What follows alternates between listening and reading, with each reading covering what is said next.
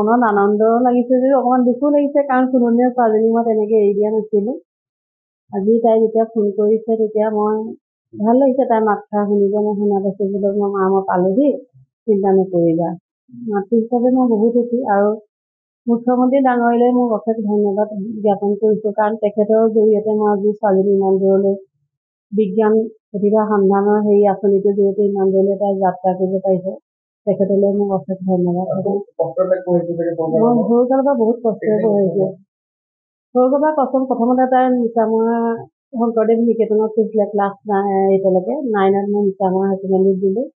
তাত তাই মেট্ৰিকৰ ডিষ্টিংশ্যন পাই মেট্ৰিক পাছ কৰিলে। তাৰপিছত এতিয়া ৰেডিয়ানত পঢ়ি আছে হাই ছেকেণ্ডেৰী। এতিয়া তাই মানে কি কষ্ট যথেষ্ট, দেউতাকে কষ্ট কৰি পঢ়িছে, যেনেধৰণে ধৰক সুবিধা দিব লাগে তেনেধৰণে দিব পৰা নাই যদিও তথাপিতো যিখিনি লাগে প্ৰয়োজনীয় সেইখিনি আমি তাইক যোগান ধৰি আছোঁ, যে তাই আৰু ইমানখিনি সাফল্যৰ মাজত আমি কষ্টটো অনুভৱ নাই কৰা। ভাল লাগিছে। অসমৰ মাননীয় মুখ্যমন্ত্ৰী মহোদয় বিজ্ঞান প্ৰতিভা সন্ধান আঁচনি নামে এটা আঁচনি যুগুত কৰিছিলে। সেই আঁচনিৰ জৰিয়তে বিভিন্ন পৰীক্ষা দিয়াৰ ফলত অসমৰ পৰা 110জন ছাত্ৰ ছাত্ৰী বেংগলোৰ IISc আৰু ঈশ্বৰ ভ্ৰমণৰ হেতু নিছিলে, আৰু শেহতীয়াকৈ 15জন ছাত্ৰ ছাত্ৰী বেংগলোৰৰ পৰা অসমলৈ নিৰ্বাচিত হৈ আহে। সেই 15জন ছাত্ৰ ছাত্ৰীৰ মাজৰ পৰা এক ইণ্টাৰভিউ যোগেৰে গুৱাহাটীৰ IITত যোৱা 8 জুলাই তাৰিখে ইণ্টাৰভিউ হয়।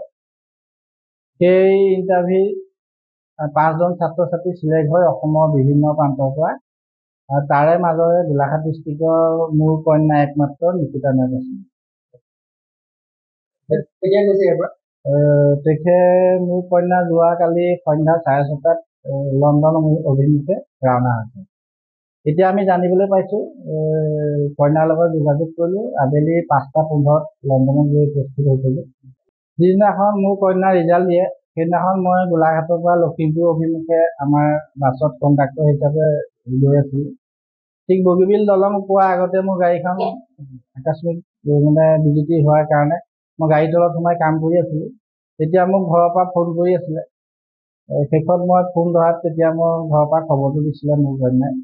খবৰটো শুনি মই খুবেই তেতিয়া ভাল লাগিছিলে।